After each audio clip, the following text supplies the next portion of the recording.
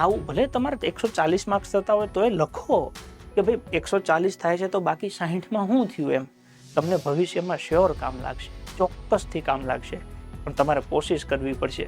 એમને એમ નહીં થાય. અને એ કોશિશ તમે અત્યારે કરશો ને તો કલાક બેસશો તો લખાઈ જશે. કલાક તો મેક્ઝિમમ છે.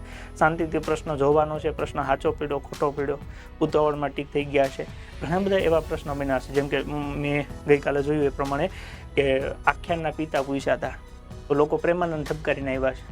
તો ધારો કે તમારો એ પ્રશ્ન ખોટો છે તો એ તમારી આવડતના લીધે ખોટો નથી પીડ્યો, ઉતાવળના લીધે પીડ્યો હોય. કેમ કે તમને એટલું ખબર છે કે પ્રેમાનંદ આખ્યાન સાથે સંકળાયેલા છે, તો મારો દાવો છે કે તમને ખબર જ હોય કે આખ્યાનના પિતા ભાલણ જ કહેવાય. કેમ કે તમે જ્યાં પણ આખ્યાન ભણ્યા હશો ત્યાં 3 શબ્દ આવ્યા છે કે આખ્યાનની શરૂઆત કોણે કરી હતી, તો કે નરસિંહ મહેતાએ. આખ્યાનના પિતા કોણ, તો કે ભાલણ. અને શ્રેષ્ઠ આખ્યાનકાર કોણ, પ્રેમાનંદ.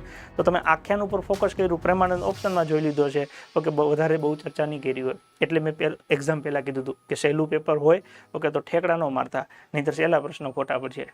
આવા સહેલા પ્રશ્ન ઘણાના ખોટા પડ્યા છે.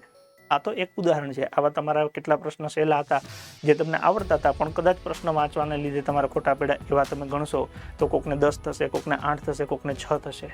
તો એ 6 ગયા ઓકે, અને 6 પાછા 1.5 બીજા લઈને જાય. આની અસર મેરિટ ઉપર કેવડી પડે. તો આ વખતે ભૂલ થઈ ગઈ છે, તો એવી ભૂલ જીવનમાં બીજી વાર ન થાય એના માટે પહેલાં એ કાગળ ઉપર ભૂલો લખી નાખો. તમારા સ્ટ્રોંગ પાસા કયા છે એ લખી નાખો, તમારા નબળા પાસા કયા છે એ લખી નાખો, જેથી કરીને તમારી આવનારા સમયમાં તમને ખબર પડે કે હવે મારે કઈ દિશામાં અને ક્યાં કેટલી મહેનત કરવી છે.